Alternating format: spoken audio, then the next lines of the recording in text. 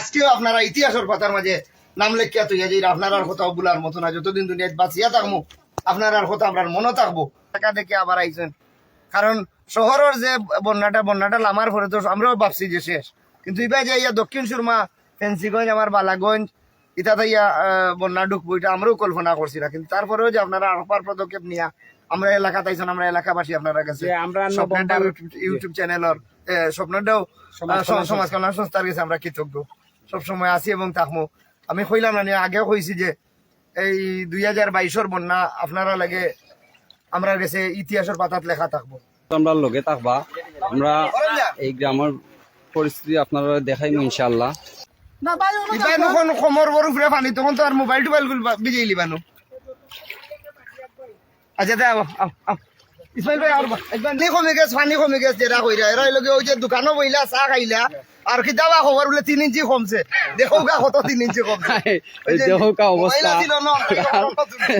আর sir করে বইলা এক কাম তাও বাকি দোকানদারে খাইয়া কইলা যে হইছে খবর কি তাবা, তো আরো জনে খবর দিলা 3 ইঞ্চি নাইতাই নাইছে না, বা টাউন থাকি টাউনের ভিতরে থেকে এবার 3 ইঞ্চি কমছে, আর খবর হয়ে দিলা। তো আসলে ইটা খবর আপনারা সচুকে এই সিলেটি চ্যানেলের ভিতরে দেখো কাবা। আর এইটাই লগিয়া বিশেষ করে আমার দক্ষিণ সুরমা এখন আপনারা তো দেখলেন এখন শিলাম ইউনিয়ন, আমার Jalalpur union, Lalabazar union, Tetli union, এই ধরনের কিছু ইউনিয়ন আছে, আমার কুসাই ইউনিয়ন থেকে দরিয়া, এগুলো হলো দক্ষিণ সুরমা।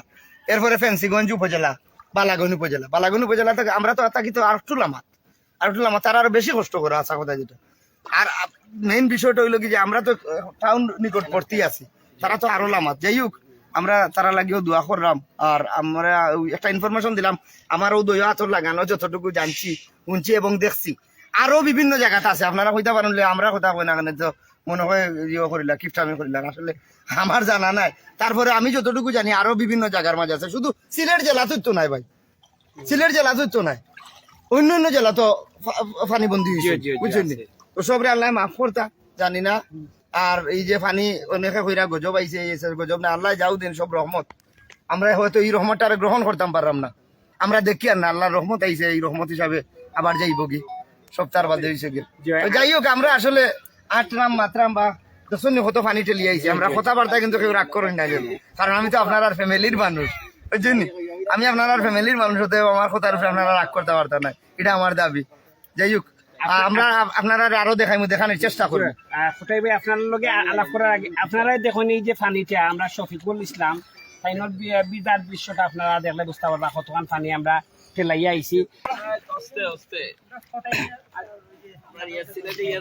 প্রচুর পরিমাণে পানি রয়েছে বিভিন্ন অঞ্চল, খালি যে এখানে আমরা ছিলাম নাই, আরো অনেক জায়গা রয়েছে যেগুলা মানুষ এখনো পানিবন্দী, লক্ষ লক্ষ মানুষ পানিবন্দী, সঠিকভাবে ত্রাণ হয়তো পৌঁছেন না। আমরা সামনাতনে দেখিয়া যাইলাম এই কারণে।